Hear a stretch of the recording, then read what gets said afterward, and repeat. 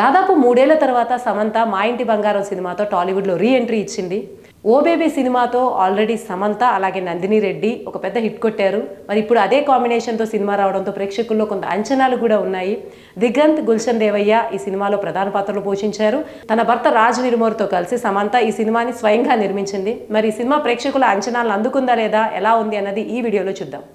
ఒక భయంకరమైన గతం అలాగే సంతోషకరమైనటువంటి వర్తమానం ఈ రెండింటి మధ్య నలిగిపోయేటువంటి ఒక మహిళ పాత్రని సమంత పోషించారు. సాధారణంగా ఉమెన్ ఓరియంటెడ్ అంటే ఎక్కువగా సెంటిమెంటల్ పాత్రలకు వాళ్ళు పరిమితం చేస్తారు. కానీ నందిని రెడ్డి మాత్రం ఎప్పుడూ తను రొటీన్గా రాసుకునే లవ్ స్టోరీస్, ఫ్యామిలీ డ్రామాస్ పక్కన పెట్టి సమంత అని ఒక యాక్షన్ ఓరియంటెడ్ యాక్టర్గా అయితే దీనిలో ప్రజెంట్ చేసే ప్రయత్నం చేశారు. ఈ సినిమాలో కథ విషయానికి వస్తే ఇద్దరు ముఖ్య పాత్రలు, స్వర్ణ పాత్రని సమంత పోషించారు, అలాగే అనిరుద్ పాత్రని దిగంత్ పోషించారు. వీళ్ళిద్దరి ప్రేమ వివాహం అనేది అనిరుద్ కుటుంబంలో వాళ్ళు ఇష్టపడరు. సో వీళ్ళిద్దరూ దూరంగా ఉండాల్సి వస్తుంది. అయితే 2.5 ఏళ్ల తర్వాత తన చెల్లెలి పెళ్లి కోసం బల్లవరం వస్తాడు భార్యతో కలిసి.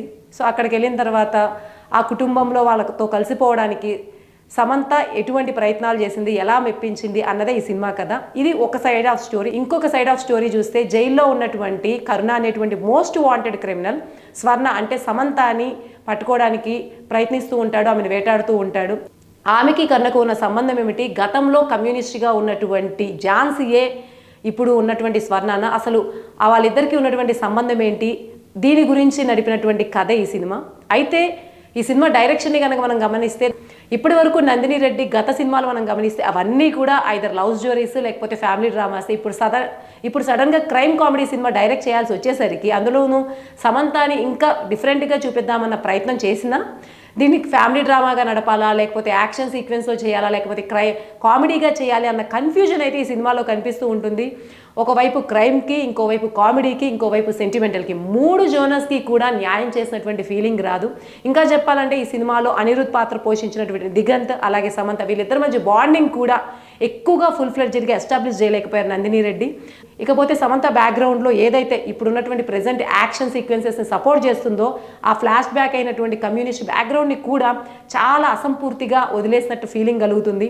ఇంకా చెప్పాలంటే ఈ సినిమా మొత్తాన్ని కూడా సమంత తన ఒక్కటే వన్ ఉమెన్ షోగా నడిపించే ప్రయత్నం చేసింది. కాకపోతే మిగిలిన పాత్రలకు కూడా స్కోప్ ఇచ్చి ఉంటే ఇంకా సినిమా కంప్లీట్గా ఉండేది అన్న ఫీలింగ్ అయితే కలుగుతూ ఉంటుంది. ఓవరాల్గా సెంటిమెంటు, యాక్షన్, క్రైమ్, కామెడీ అలాగే యాక్షన్ సీక్వెన్సెస్ అన్నీ కలిపి సమంత ఎంతో ప్రయత్నం చేసినప్పటికీ ఒక్క సమంత ఫ్యాన్స్కి తప్ప ఓవరాల్గా సమంతకి ఇదైతే కంబ్యాక్ సినిమా అవుతుందని అయితే చెప్పలేము. ఏదేమైనప్పటికీ నిన్నే సినిమా రిలీజ్ అయింది, మిక్స్డ్ రెస్పాన్సెస్ వస్తూ ఉన్నాయి. సో ఒక వారం గడిస్తే తప్ప సమంత మా ఇంటి బంగారంతో కంబ్యాక్ ఇచ్చిందా లేదా అన్న విషయం మీద క్లారిటీ రాదు. సో ఇకపోతే పాటలు కూడా విపరీతంగా ఆకట్టుకుని ట్రెండ్ అయ్యేటువంటి సాంగ్స్ అయితే లేవు. ఓ బేబీలో అయితే ఒక సాంగ్ ఉంది కానీ దీనిలో అది కూడా లేదు. ఇకపోతే టెక్నికల్ వర్క్ కూడా సోసోగా ఉంది. ఇప్పుడైతే మిక్స్డ్ టాక్తో ఈ సినిమా రన్ అవుతూ ఉంది. ఇప్పటికే మీరు మా ఇంటి బంగారం సినిమా చూసారా? చూస్తే మీకేమనిపించిందో కమెంట్స్లో తెలియజేయండి.